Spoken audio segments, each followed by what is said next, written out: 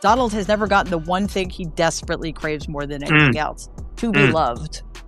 So, what do you do to fill that void? There's nothing to do, but he's not self-aware enough to know that. So,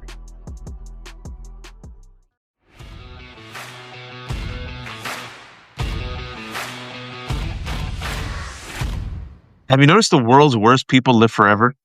yes, my theory is that meanness is a preservative.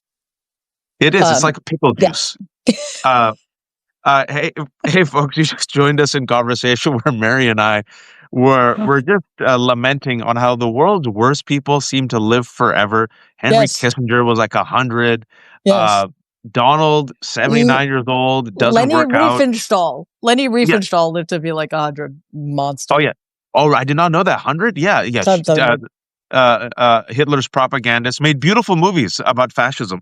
Lovely. Visually lovely. Stunning. Yeah, just the cinematography, the aesthets. And Donald, 79 years old, eats steak, shit, ketchup, doesn't work out, has an MRI, no one knows why, has another checkup at Walter Reed, no one explains why, just lives forever. But Raj, he nailed the MRI. Which I think by that he means he got negative. Who knows? But I'm sorry to tell. Yes, totally. I apologize in advance, but we are a long-lived people, which I guess good for me. But my grandmother was the youngest of 10, and she had a sister, Kate, her oldest sister, Kate, who smoked and drank whiskey every day, lived to be 98.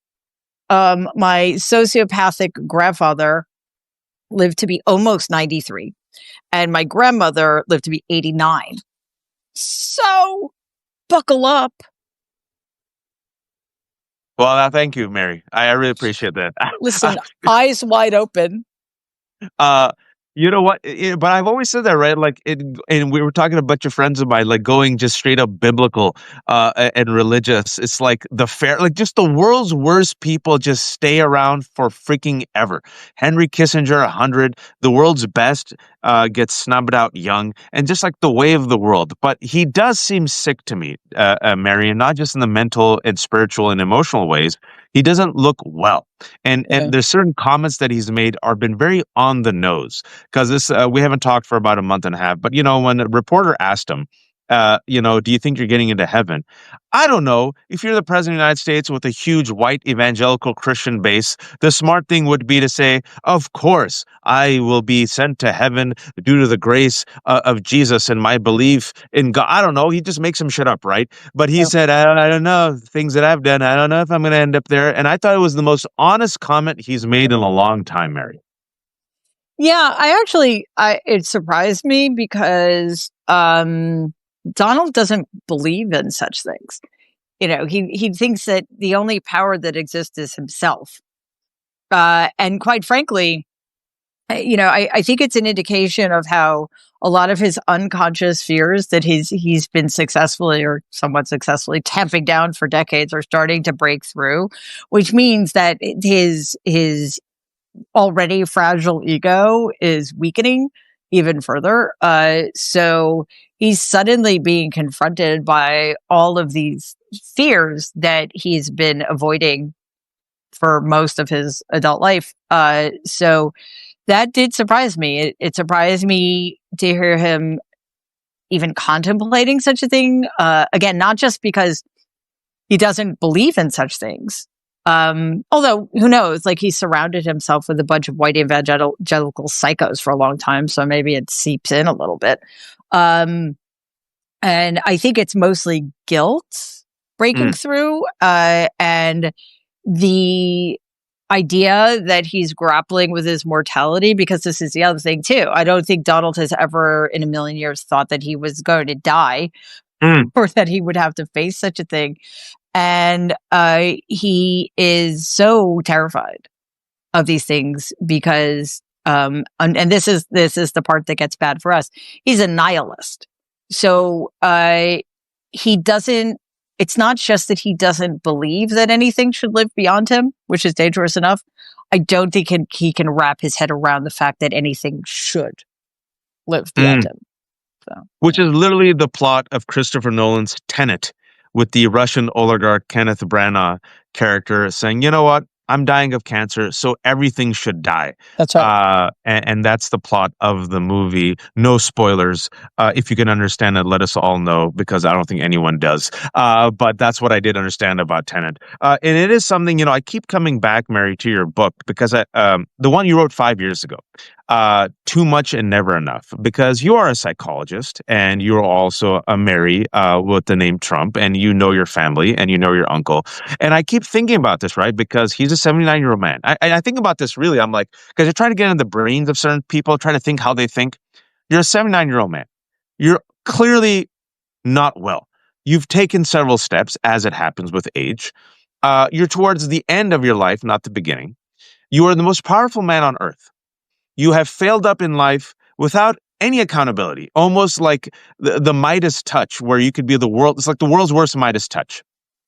You incited a violent insurrection. America rewarded you. You've allegedly raped women, Not not alleged. just a Well, woman. not like Oh, actually was found to be an adjudicated rapist in one thank case. you. Thank you. Yeah, Exactly. When it came to E. Jean Carroll, the judge said there's no difference between sexual assault and rape. Thank you. but Uh, Fraud, multiple times. You literally created a charity to defraud people. Nothing happened to you. And allegedly, you raped girls with Jeffrey Epstein. I just had Michael Wolff on for 45 minutes, and he said that the girls that they chased in the 90s, the models, were aged 14 to 19. And mhm, Michael Wolff said that he saw, just in the conversation I had, folks, I'll have it up later today, he saw photos that Epstein showed him, at least 3 photos he saw, where young girls, topless girls, were sitting on Donald's lap. And then he said, folks, that there was a stain on Donald's pants, and the girls were pointing at it laughing. So mhm. this is the man, and you sit there and you go, you have everything. You won. You got out of jail free. You're the president of the United States of America. You have reeks around you. You have made $5 billion for Tweedledee and Tweedledum through the crypto grift. Surely you will be happy. Surely you will be content.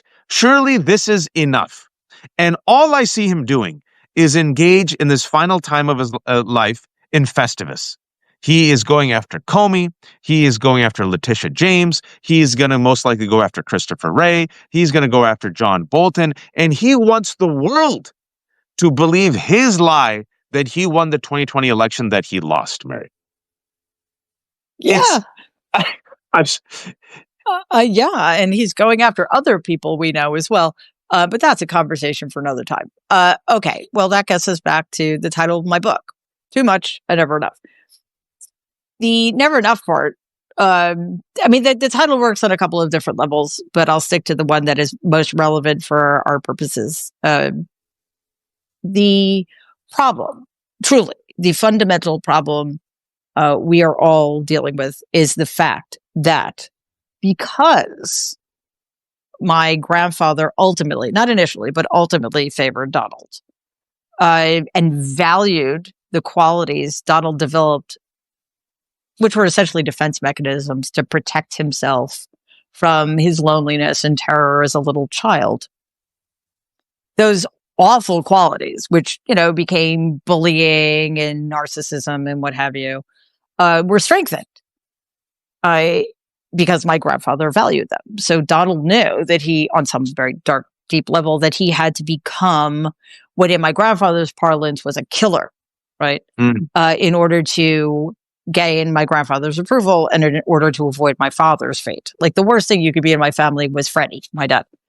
Kind, sensitive, smart, generous, funny. No, don't be those things.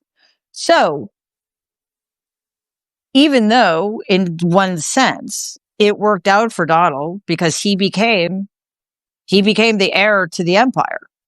Over the course of his my grandfather's life, he threw $410 million at Donald, and then after he died, Donald got almost 200 million more. So yeah, he got famous, he got obscenely wealthy, he got connected, powerful.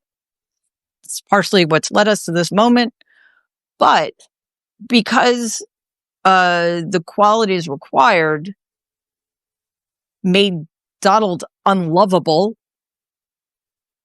Donald has never gotten the one thing he desperately craves more than anything else, to be loved. So what do you do to fill that void? There's nothing to do, but he's not self-aware enough to know that. So if I get enough money, if I get more power, if I'm cruel to more people, if I destroy more lives, maybe that'll do it. So he has to keep trying, right? And every victory he gets is just another reminder that he's never, ever going to get what he most desperately needs, which should make us feel sorry for him, but it shouldn't, because he's a cruel, horrible, evil person who is, got so much blood on his hands at this point. I've lost track.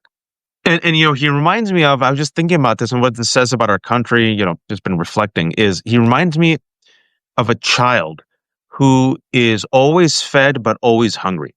And like you said, there would be, and there's some people who suffer from this, there's borderline personality, and these people are just born with this way. It's chemical imbalance. It's just always, it's never enough. And you would feel pity for them. But then there comes the cruelty, the greed, the voracious appetite, the killer instinct. And then you see Donald, and I've said this before, I just want your take, I think you might agree, is he represents to me, Mary, an avatar of America. The America we refuse to confront and acknowledge. The racism, the white supremacy, the greed, the lack of accountability.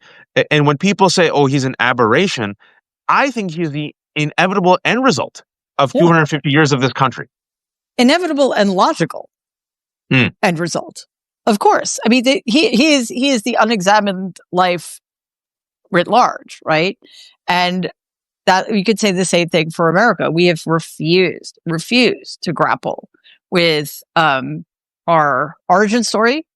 We have refused to face our own complicity in perpetuating the most vile racism and misogyny. We have refused to explain to ourselves the contradictions of being the superpower leading the charge against fascism during World War II, while simultaneously the American South was a closed fascist state. I mean, of course, this led us to Donald, because way too many white people in this country are too uncomfortable with acknowledging that they benefit from a corrupt system that, by refusing to acknowledge that, they perpetuate and are therefore responsible for. You can't blame somebody for having white privilege. Like, it's not, I didn't ask for it, but you can totally blame somebody for refusing to acknowledge they have it. It's like, come on. So when you, as a society, continue to make the wrong choices, of course, you're going to get somebody like Donald, who has benefited so greatly from all of the things that this country has done wrong for centuries.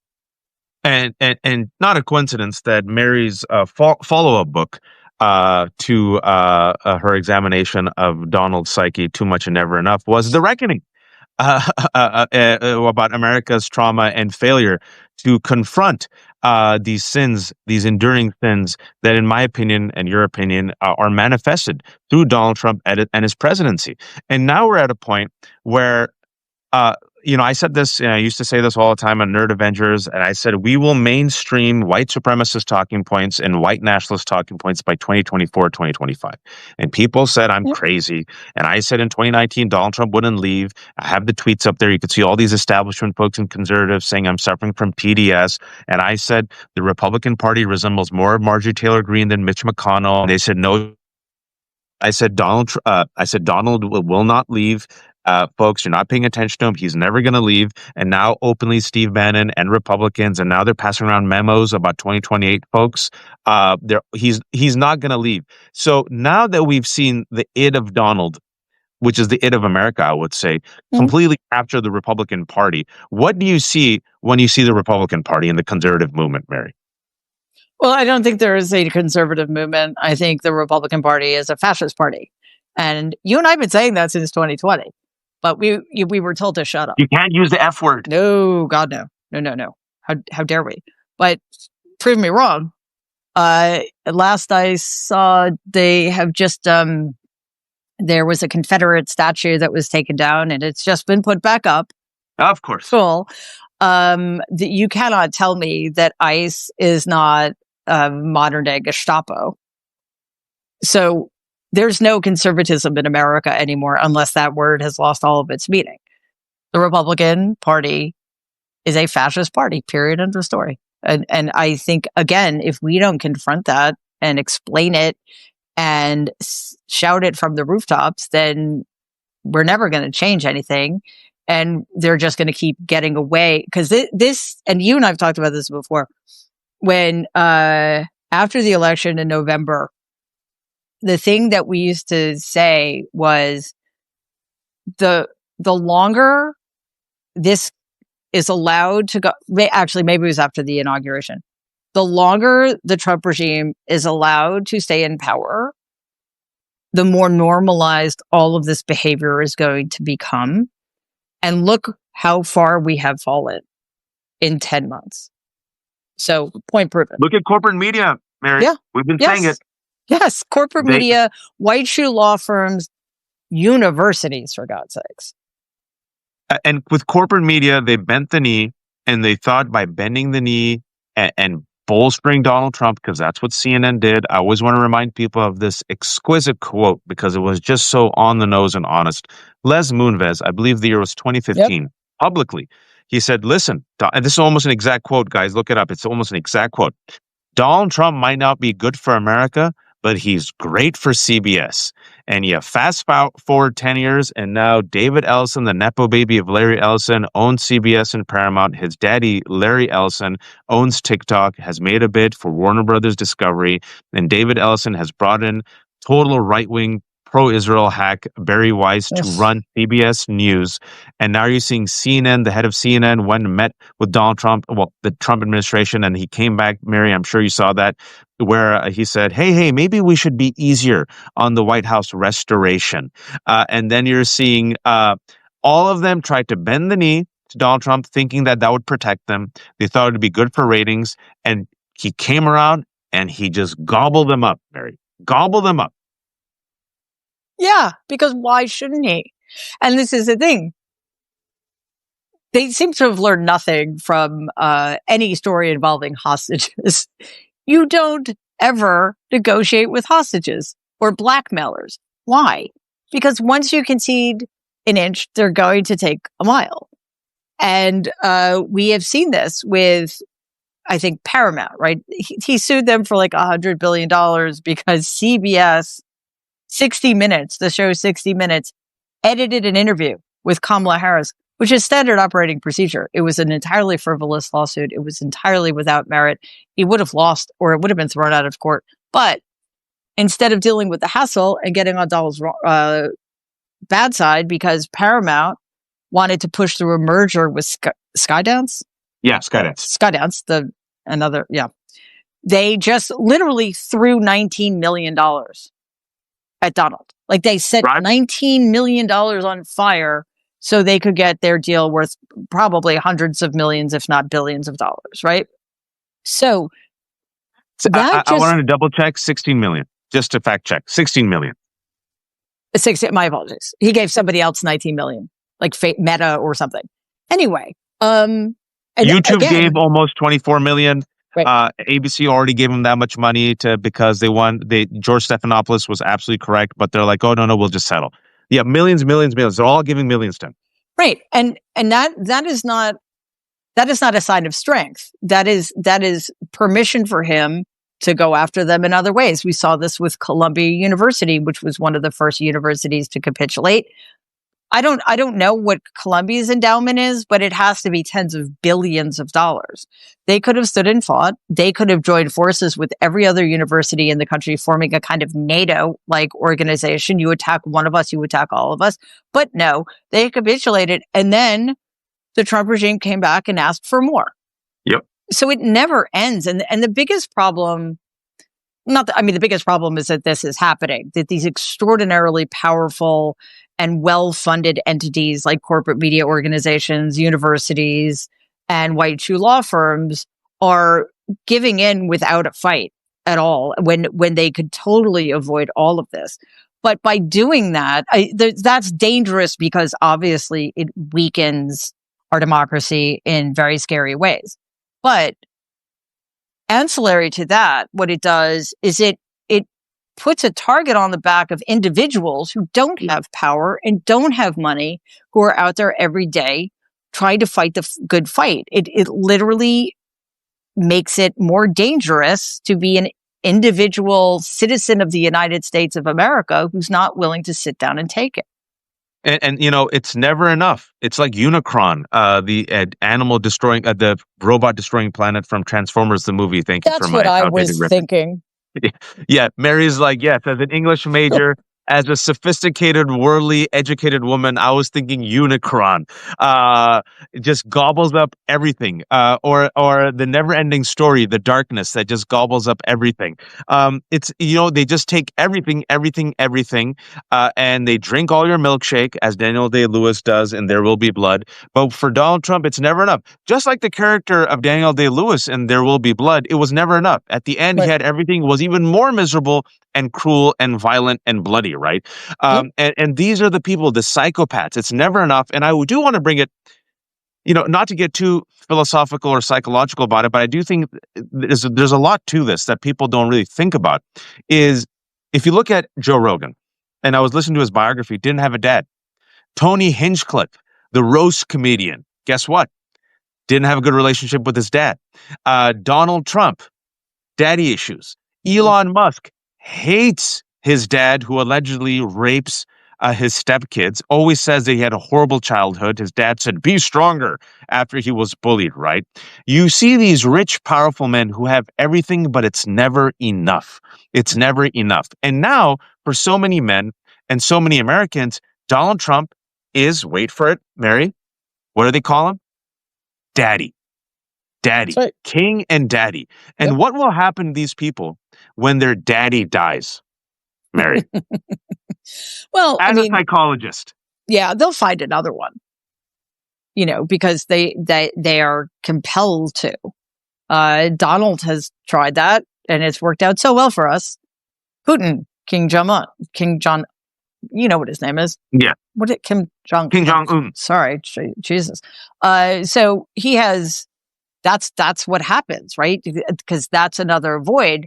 If you were constantly, and again, my grandfather treated Donald better than he treated anybody else on the planet. And still, Donald was left feeling, let me rephrase. In certain ways, he treated Donald better than anybody by throwing so much money at him and supporting him and giving him access to power and connections, etc. But he also used him. Like, he didn't do it because he loved Donald. He did it because he needed him, and Donald was of use to him. And if you think about it, and again, I'm not trying to generate any kind of compassion for Donald. I'm just, there's some explanatory power here. Yeah. He put Donald in a position he was completely unfit for, because he's an incompetent, unskilled idiot in many ways. So, on the one hand, Donald is successful, but on an unconscious level, he knows in a very deep way that he doesn't deserve any of it, and he's not prepared for any of it. So I think none of these people will ever resolve their issues. They'll just transfer those feelings of need onto somebody else. So I think what's more important is why such people are allowed to have so much power. And that's because we've got it completely backwards as a society.